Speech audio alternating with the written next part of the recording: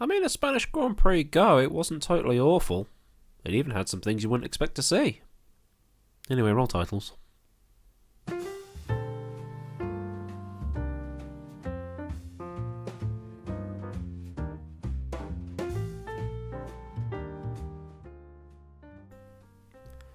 Now, as I mentioned in the video I did regarding the frankly stupid rumours of Bottas getting sacked, usually I drive the cars of the people in question around a track so you've got something to look at while I talk, but since I'm still recovering from Darona, it's talk or drive.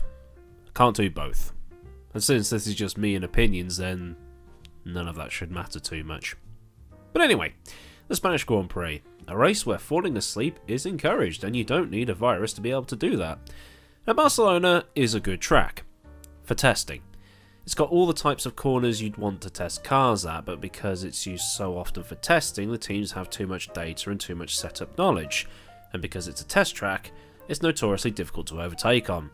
A track where lapping alone is fine, but racing is another story altogether, but I suppose it prepares you for the inevitable snooze fest that is Monaco. So when overtaking is at a premium, especially with the top two cars and drivers so evenly matched, you have to do some extra bits and pieces to get the upper hand. And that's what Mercedes did. Now, Max once again got the better of Lewis into turn 1 with his open lobby full send dive bomb, but just like in online racing, the race isn't won at the first corner. From then on, Max couldn't shake Hamilton, who managed to stay nice and close at a track where dirty air tends to shred tyres. And we've seen 100 times before that the Mercedes doesn't like to follow.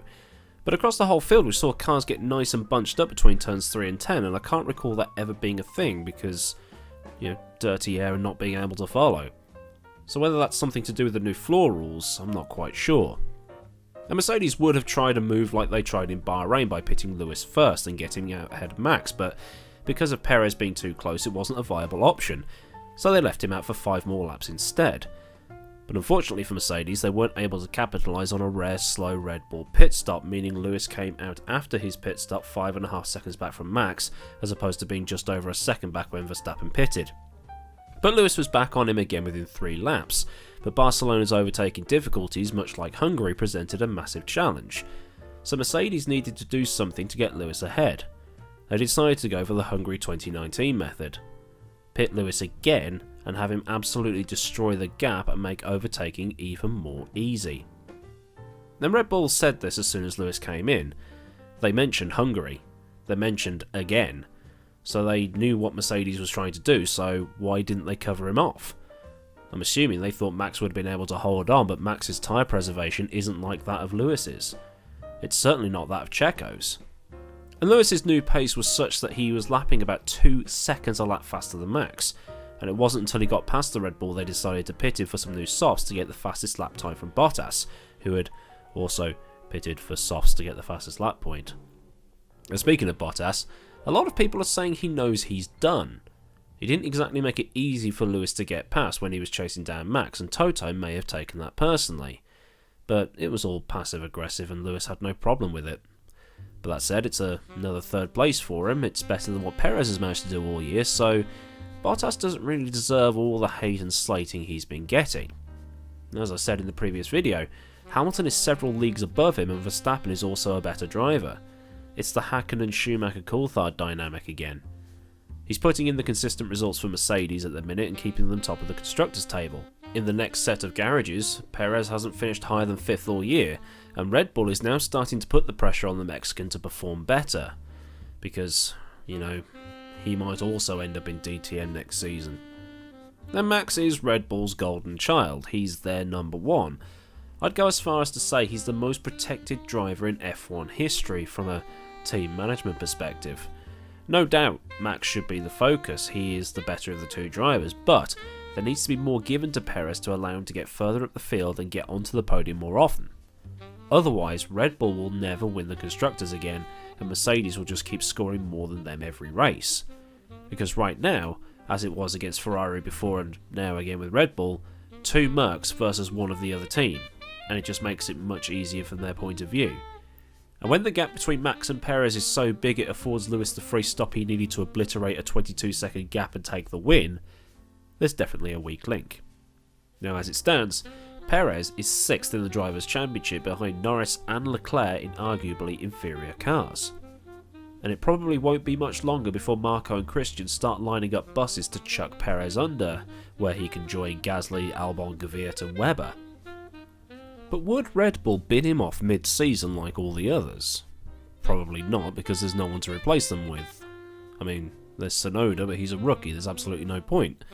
As for Bottas, those rumours have also been dismissed as being BS, but at the same time he's going to be looking over his shoulder, and his passive-aggressive way of letting Lewis by is carrying the hallmarks of someone who knows his time is over. Maybe he should just commit to consistency for the rest of the season and see where things are going. And meanwhile, news has come out that Lewis is trying to negotiate another contract for 2022, which should be interesting to see if he carries on into the new sucky boy regulations that are going to come into effect.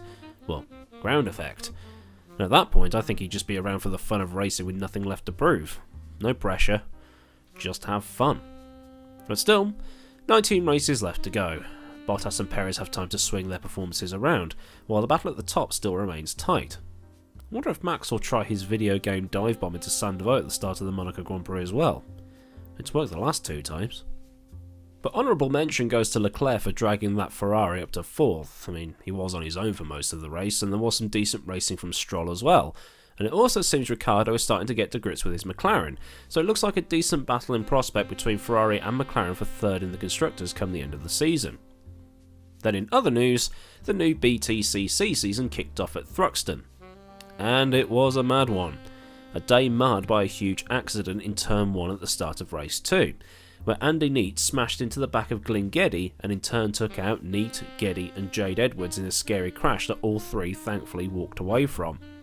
Neate initially claimed brake failure, but when his car and data were all checked, they found 0 evidence of a mechanical failure, and the stewards have since fined him $2,000 and put 3 points on his racing licence.